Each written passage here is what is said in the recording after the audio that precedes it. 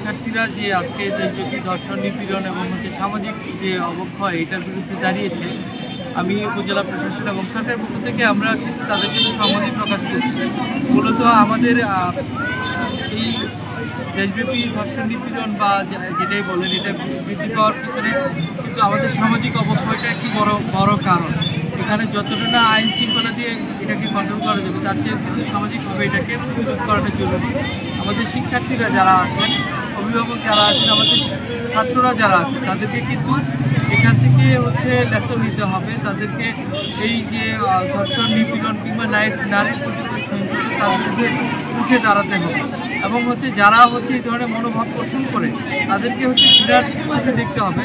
আমরা যদি সামাজিকভাবে এই ধরনের অপরাধ এবং অপরাধীকে বয়কট করতে পারি, তাহলে আমার মনে হয় যে এটা কমে আসবে।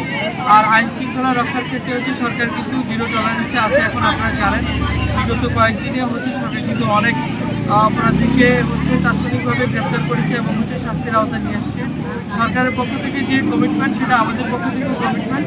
আমাদের এখানে যদি এই ধরনের কোনো নারীর প্রতি সহিংসতা, ধর্ষণ কিংবা কোনো ধরনের অন্যায় ঘটনা ঘটে, আমরা কিন্তু তাৎক্ষণিকভাবে তাকে আইনের আওতায় নিয়ে আসবো। আর আমাদের যারা শিক্ষার্থীরা আজকে দাঁড়িয়েছে, তাদেরকে আমরা এই জায়গায় একটা মেসেজ দিতে চাই। উপজেলা প্রশাসন হাতিবান্ধা তাদের কমিটমেন্ট রক্ষা করবে। কমিটমেন্ট এখানে যে কোথাও কোনো ইফটিজিং হলে কিংবা যদি নারীর প্রতি সহিংসতার ঘটনা ঘটে, আমরা তাৎক্ষণিকভাবে সেই পরিবারের পাশে দাঁড়াবো। এমন অপরাধী যত প্রভাবশালী হোক না কেন, তাকে কিন্তু আইনের আওতায় নিয়ে আসার ব্যবস্থা করবে।